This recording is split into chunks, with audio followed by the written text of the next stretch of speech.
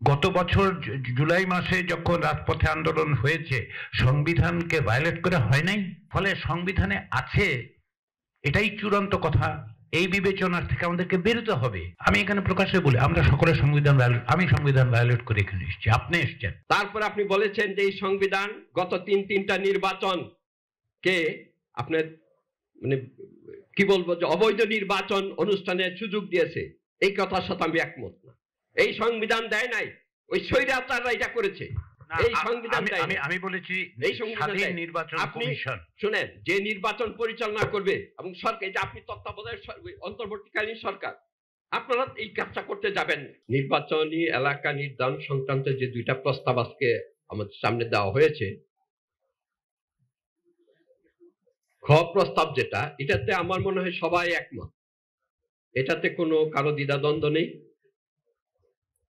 কিন্তু ক প্রস্তাব সম্পর্কে আমি যতটুকু শুনলাম, অধিকাংশ বক্তাই এটার বিরোধিতা করেছে। আমার পক্ষ থেকে, আমার দলের পক্ষ থেকে আমার বক্তব্যটা হলো, নির্বাচন কমিশন একটা সাংবিধানিক কমিটি, সাংবিধানিক কমিশন, স্বাধীন কমিশন। নির্বাচন কমিশনের কার্যাবলীতে, কর্মক্ষেত্রে কারো হস্তক্ষেপ করার কোনো অধিকার নেই আমাদের সংবিধান মতে।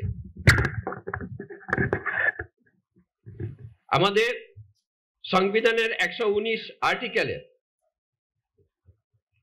1 গতে অত্যন্ত স্পষ্ট ভাষায় বলা আছে, নির্বাচন কমিশন জাতীয় সংসদের সীমানা নির্ধারণ করিবে। তার মানে এটা ম্যান্ডেটরি, এটাকে নির্বাচন কমিশনকে এই সীমানা নির্ধারণ করতে হবে, অন্য কারো এতে কোনো এখতিয়ার নেই, জুরিসডিকশন নেই।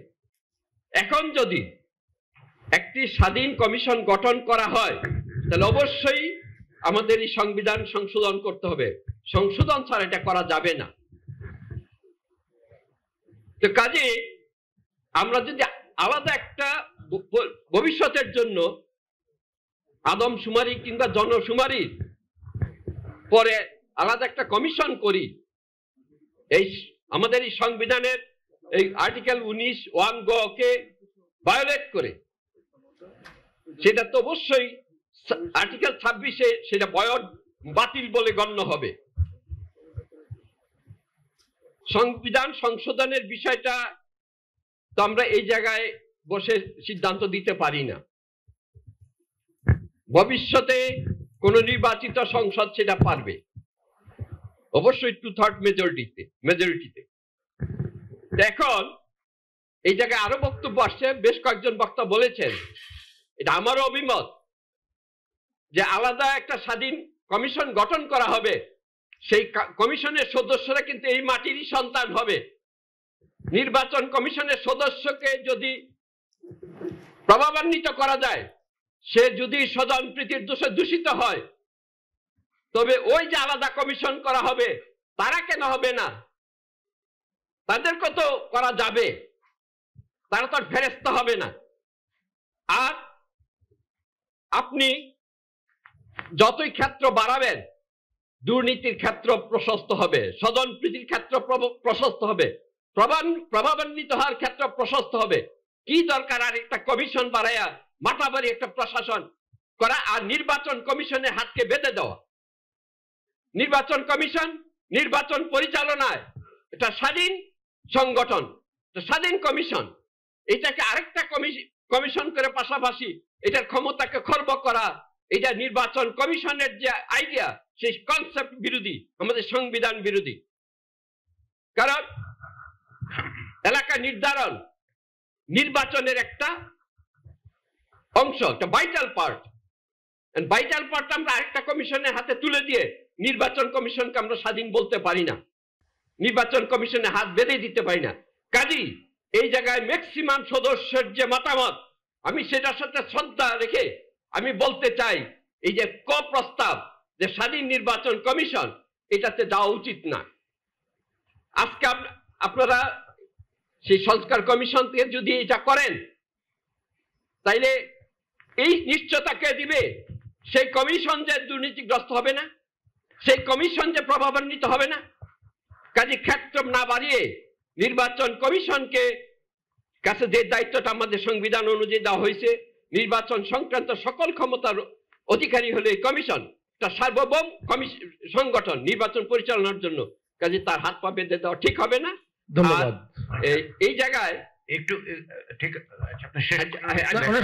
শেষ করছি। আপনার যেটা ক্ষোভ সেটার মধ্যে থাকাই ভালো, এটা এক্সপার্ট অপিনিয়ন থাকবে। তারা যে চূড়ান্ত সিদ্ধান্ত দিবে, সেই সিদ্ধান্তের প্রতি যদি কোনো পার্টি অ্যাগ্রিড থাকে, তার আপত্তি থাকে, সেই ইলেকশন কমিশনে যাবে। সচরাচর যা হয়, ইলেকশন কমিশনের আদেশে যদি কেউ অ্যাগ্রিড হয়, তার জন্য রিট জুরিসডিকশন 102 আছে, সেই জায়গায় যাবে। তারপরে অ্যাগ্রিড হলে সে লিভ পিটিশন অ্যাপিলেট ডিভিশনে যাবে, সেই জায়গায় আপিল করার বিধান আছে। কাজে সব ক্ষেত্র আছে। কাজে আমি মনে করি যে যেটা আছে এটা রাখা উচিত না, ক্ষেত্র বাড়ানো উচিত না, দুর্নীতির স্বজনপ্রীতির প্রভাবান্বিত হওয়ার ক্ষেত্র বাড়ানো উচিত না। ধন্যবাদ। আপনার বক্তব্যের জন্য ধন্যবাদ। আমি একটু ব্যাখ্যা দেওয়ার প্রয়োজন মনে করছি। আজকে জুলাই মাসের 2 তারিখ, আমরা এখানে এসেছি কিভাবে? সংবিধানের মধ্যে দিয়ে আসি নাই। এই সংবিধানে আছে বলে এটা মানে সমুন্নত রাখতে হবে, আমাদের মনে হয় মানসিকতা থেকে বেরোতে হবে। আমরা অনেক কিছু আলোচনা করেছি গত কয়েকদিন যেগুলো সংবিধানে নেই। সংবিধান আপনি সংযোজন বলেন, সংশোধন বলেন, পরিমার্জন বলেন, পরিবর্তন বলেন, পুনর্লিখন বলেন, সেই কারণে আমরা এখানে এসেছি। আমরা এখানে বসে সংবিধান সংশোধন করছি না, আমরা সমস্ত রাজনৈতিক দলগুলো একত্রিত হয়েছি এই রক্তের উপর পাড়া দিয়ে এখানে এসে, যাতে রাষ্ট্রের যে সংস্কার করা দরকার তার জন্য প্রয়োজনীয় সংবিধান, আইন, প্রবিধান, প্রজ্ঞাপন যেগুলি আছে সেগুলি প্রয়োজনীয় পরিবর্তনের পরামর্শ দেওয়ার জন্য, পরিকল্পনা করার জন্য, পথরেখা তৈরি করার জন্য। আদারওয়াইজ এখানে আপনারা যারা বলে আসছেন আদালতের হিসাবটা বাদ দিন, 7 এবং 7 খ ভায়োলেট করিনি আমরা। গত বছর জুলাই মাসে যখন রাজপথে আন্দোলন হয়েছে, সংবিধানকে ভায়োলেট করে হয় নাই? 7 ক ক্লিয়ার ভায়োলেশন দিয়ে হয়েছে। ফলে সংবিধানে আছে, এটাই চূড়ান্ত কথা। এই বিবেচনার থেকে আমাদেরকে বেরোতে হবে। আমি বিনয়ের সাথে বলি, বেরোতে হবে। আজকে যে প্রস্তাবটা করা হচ্ছে, ধরুন আপনারা বলছেন যে কমিটির মধ্যে যা আইন আছে তার মধ্যে পরিবর্তন করুন, তো সেটাও তো আসলে এক অর্থে সংবিধানের বাইরে গিয়েই বলতেছেন। ফলে মানে কিছু বললেই যদি আমরা ধরে নিই যে আমরা সংবিধান ভায়োলেট করব না, আমি এখানে প্রকাশ্যে বলি আমরা সকলের সংবিধান ভায়োলেট, আমি সংবিধান ভায়োলেট করে এখানে এসেছি, আপনি এসছেন। এবং এই সংবিধান এই তথাকথিত স্বাধীন প্রতিষ্ঠান 3টা ভয়াবহ জিনিস উপহার দিয়েছে এই জাতিকে, যার পরিণতিতে আজকে দেখুন সরকারের পক্ষ থেকে তদন্তের কথা বলা হয়েছে, বাংলাদেশ জাতীয়তাবাদী দলের পক্ষ থেকে মামলা করা হয়েছে, 3 জন প্রধান নির্বাচন কমিশনার আটক হয়েছেন। ক্ষেত্র বিশেষে এমন ঘটনা ঘটেছে যেগুলো মোটেই প্রীতিকর নয়, গ্রহণযোগ্য নয়, অগ্রহণযোগ্য। কিন্তু জবাবদিহিতার জায়গাটাতে কোথায় আছে আপনার জবাবদিহিতার জায়গা সংবিধানের মধ্যে? সুপ্রিম জুডিশিয়াল কাউন্সিলে তখনই যেতে পারবেন যখন তারা দায়িত্বে আছেন, তারপরে যখন দায়িত্বের বাইরে চলে যাবেন তখন তাদের এই কার্যক্রমের জন্য অন্য আইনের বিধানের মধ্যে দিয়ে তাদেরকে আটক করতে হচ্ছে, সেটা নাই সংবিধানে। ফলে এই মুহূর্তে যদি আমরা বারবার বলি সংবিধানে নাই, সংবিধানে নাই, সংবিধানে নাই, সংবিধানে অনেক কিছু নাই। এটাও সত্য যে এই সংবিধানের মধ্য দিয়ে ফ্যাসিবাদ তৈরি হয়েছে। আপনারা আমার সাথে বিভিন্ন মত থাকতে পারে যে কিভাবে তৈরি হয়েছে, কিভাবে তৈরি, কিন্তু এটা কোনো যুক্তির জায়গায় আমি মানে মনে হচ্ছে না আমাদের কমিশন। ভিন্ন মত থাকবে, আমরা কমিশন করব, কমিটি করব ইত্যাদি। যেমন ধরেন এখনকার যে আইন, সে আইনের কমিশনের কার্যধারা সম্পর্কের প্রশ্ন উত্থাপনে বাধা নিষেধ সুস্পষ্টভাবে 7 লেখা আছে, আমি পড়ে শোনাই। এই আইনের অধীনে কৃত সীমানা নির্ধারণ বা কোনো আঞ্চলিক নির্বাচনী এলাকার গঠন বা কমিশন কর্তৃক বা কমিশনের কর্তৃত্বাধীনে গৃহীত কোনো কার্যধারা বা কৃত কোনো কার্যক্রমের বৈধতা সম্পর্কে কোনো আদালতে বা অন্য কোনো কর্তৃপক্ষের নিকট কোনো প্রশ্ন উত্থাপন করা যাইবে না। আপনারা কিন্তু বলেছেন, আপনারা সকালে বলেছেন কোনো না কোথাও অ্যাকাউন্টেবিলিটি আপনাকে তৈরি করতে হবে, তাহলে এটা বদলাতে হবে। এমনকি যদি আমরা এখনই অ্যাডপ্ট, এখন যেটা আছে আমাদের উচিত হবে সরকারকে এটা বলা যে এই জায়গাটা পরিবর্তন করুন, কোনো না কোনো জায়গায় জবাবদিহি তৈরি করুন, কিছু একটা ব্যবস্থা করতে হবে। সেই সেন্টিমেন্ট তো আমি দেখতে পাচ্ছি। ফলে সংবিধানে আছে, সংবিধান ধরবো না, কি নিয়ে আলোচনা করব? এত রক্তপাত, এত প্রাণ, সেটা যদি জুলাই মাসে 1 বছর পরে এসো আমরা এই প্রশ্নের মধ্যে আটকে যাই, কিভাবে হবে বলুন? সেই জন্য আপনাদের কাছে বিনয়ের সাথে অনুরোধ করি, আমরা এইখানে কিছু সিদ্ধান্ত নিচ্ছি না যে এটা আমরাই করব, কে করবে এটা পরের বিষয়, তার প্রত্যেকটা আলাদা প্রক্রিয়া থাকবে। আইন পরিবর্তন কে করবে? আইন পরিবর্তন সরকার করবে, আপনি করবেন না, সেটার জন্য সংসদের প্রয়োজন হবে না, আবার সংবিধানের জন্য সংসদের প্রয়োজন হবে, সেগুলো আমরা জানি, সেটা তো বেসিক যে প্রশ্ন। সেই জন্য আমার বিনীত অনুরোধ, 1 বছর আগে কোথায় ছিলাম, কিভাবে ছিলাম, কি রক্তপাতের মধ্যে, শুধু 1 বছর তো নয়, 36 দিন তো নয়, 16 বছরের তো শাসন ব্যবস্থা আমরা দেখেছি। দিনটা এই যে হাত পা বেঁধে যাওয়ার কথা অনেকে বলছেন, হাত পা বেঁধে যাওয়ার প্রশ্নটা উঠছে কেন? তিনটা এই আইনে, এই বিরাজমান এই সংবিধানে লেখা স্বাধীন কমিশন, এই যে নির্বাচন কমিশন, তিনটা ভয়াবহ জিনিস আমাদেরকে মানে বাধ্য করেছে মানতে শক্তি দিয়ে, সেই প্রশ্ন তুলবো না? ফলে বিনয়ের সাথে অনুরোধ করি, বিনয়ের সাথে আমরা এসটি সকলে আসুন চিন্তা করি কি করে একটি জবাবদিহিমূলক রাষ্ট্র গঠন করতে পারি, কিভাবে নাগরিকের সার্বভৌমত্ব প্রতিষ্ঠা করতে পারি, তার অধিকার প্রতিষ্ঠা করতে পারি। তার জন্য যা করা দরকার, যারা প্রাণ দিয়েছেন তারা তাদের সর্বোচ্চ করেছেন, আমরা যারা জীবিত আছি আমাদের সর্বোচ্চ নয়ন আমরা করি। ধন্যবাদ মাননীয় সহসভাপতি। আমি আমার মনে হয় আমরা যদি এখন এই ডিবেটের মধ্যে যাই, মানে পাল্টাপাল্টি, তাহলে তো আমরা শেষ করতে পারবো না। আরেকটা জিনিসও আমি বিনয়ের সঙ্গে মানে একটু অনুরোধ রাখতে চাই দুটো বিষয়ে।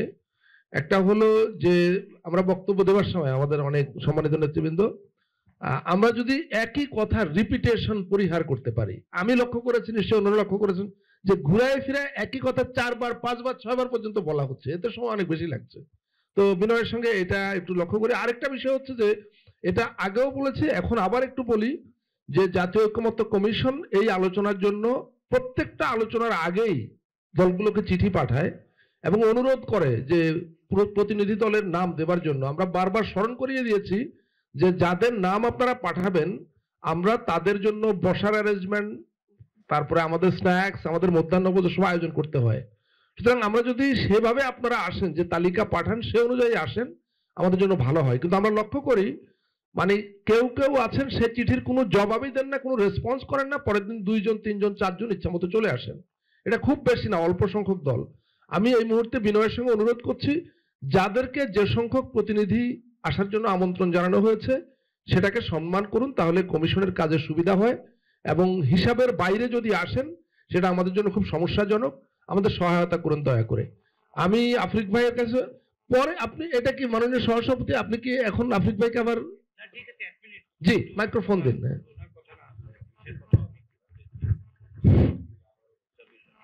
জনাব সভাপতি, আপনি একটা কথা বলেছেন যে আপনি সংবিধান মেনে এই জায়গায় আসেন নাই, আমি কিন্তু এই কথার সাথে একমত না। তারপরে আপনি বলেছেন যে এই সংবিধান গত তিনটা নির্বাচন কে আপনার মানে কি বলবো, যে অবৈধ নির্বাচন অনুষ্ঠানের সুযোগ দিয়েছে, এই কথার সাথে আমি একমত না। এই সংবিধান দেয় নাই, ওই স্বৈরাচাররা এটা করেছে। এই সংবিধান আমি বলেছি এই সংবিধান নির্বাচন কমিশন, শুনেন, যে নির্বাচন পরিচালনা করবে এবং সরকার, যে আপনি তত্ত্বাবধায়ক অন্তর্বর্তীকালীন সরকার, আপনারা এই কাজটা করতে যাবেন না এবং জনগণের নির্বাচিত কোনো সরকারি কাজটা করবে না। জনগণের ভোট ছাড়া যে সরকার আসবে অবৈধভাবে সংবিধান ভায়োলেট করে সেই সরকারি কাজ করবে। ধন্যবাদ।